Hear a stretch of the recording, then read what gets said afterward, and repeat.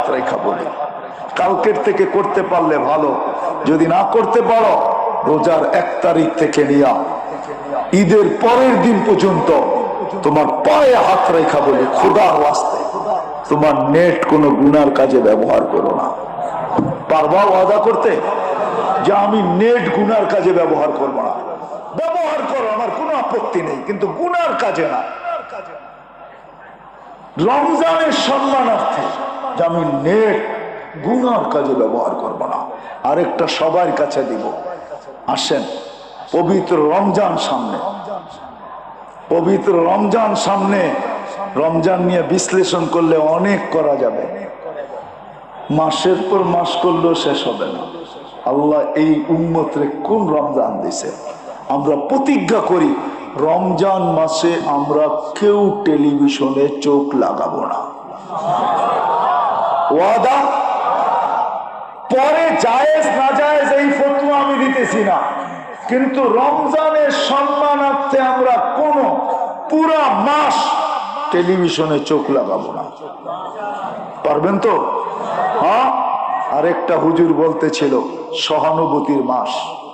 আসেন, আল্লাহ যাদেরকে সামান্য সমর্থ দিছে, 1 ঘোট পানি দিয়া রোজা খোলাইতে পারেন কাউকে, 1 ঘোট পানি দিয়েও যদি রোজা খোলাইতে পারেন কাউকে, যে আমি 1 ঘোট পানি দিয়ে খোলাইতে পারি, আমার এতটুক সমর্থ আছে, সেও যেন রাস্তায় দাঁড়ায় প্রতিবেশীর ঘরে 1 ঘোট পানি নিয়ে যায়, বলে আমার পানিটা দিয়ে ইফতার করে।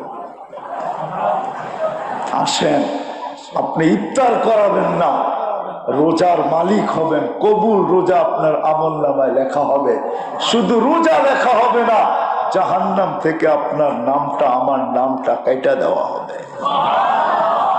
সহানুভূতির মাস, আমরা যাদেরকে আল্লাহ সমর্থ দিয়েছে আমরা, আসেন আমাদের সমাজে যাদের সমর্থ নাই, এইখানে যদি কেউ থাইকা থাকেন যে দৈনন্দিন প্রয়োজনের জিনিস বিক্রি করেন, আপনাকে আমি অনুরোধ করব, 11 মাস সওয়াব লাভ কামাইছেন আপনি, আমার কোনো বিপত্তি নাই, খোদার ওয়াস্তে 1 মাস কামায়েন না।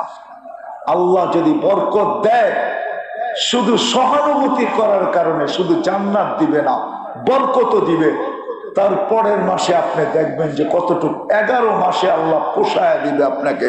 শুধু পোষায় দিবে না, হইতে পারে 11 মাস সবজি বিক্রি করে আপনি বাড়ি গাড়ির মালিক হইতে পারেন। আল্লাহ পারে না? পারে না? পারে। আপনি 1 মাস সহানুভূতি দেখান, যেই দামে কিনা ওই দামে বিক্রি। 1 মাস খোদার ওয়াস্তে, 1টা মাস খোদার ওয়াস্তে দৈনন্দিনের প্রয়োজনের জিনিস যারা বিক্রি করে মুনাফা ছাড়া যাচ্ছে না।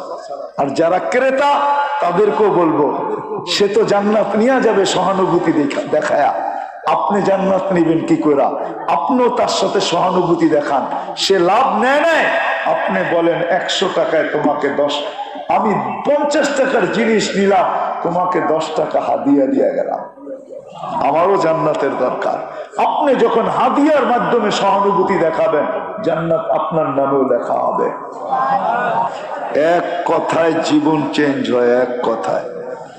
ইব্রাহিম ইবনে আদহামকে শুধু এতটুকু বলছিল, এতটুকু, যে আমি যদি রাজপ্রাসাদের উপরে আমার হারানো উট না পাই, তো তুমি রাজপ্রাসাদে বসে আল্লাহ পাবে কি করে?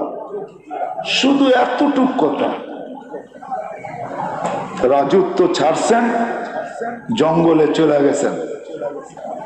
এখন ইব্রাহিম ইবনে আদহাম রহমতুল্লাহ আলাইহির ইতিহাস আমরা পড়ি। বলখের বাদশাহ ছিলেন, বাদশাহ মালিক ইবনে দিনারকে কোনো সজাগ মানুষ বলেন নাই, জীবিত মানুষ বলেন নাই। মারা যাওয়া সন্তান বলছে, বাবা এখনো কি দিন আসে নাই? যে মুসলমানের কি এখনো কি ইমানদারের দিন আসে নাই যে তুমি ফিরবে? স্বপ্নের ভিতরে তার মারা যাওয়া সন্তানের এক কোরআনের আয়াত মালিক ইবনে দিনারের জিন্দেগিকে চেঞ্জ করে দিয়েছেন। এখনো যদি কোনো ওলি নিজেকে ওলি বলতে চায়, তাহলে মালিক ইবনে দিনারের উপর দিয়ে তার সিলসিলা যেতে হবে।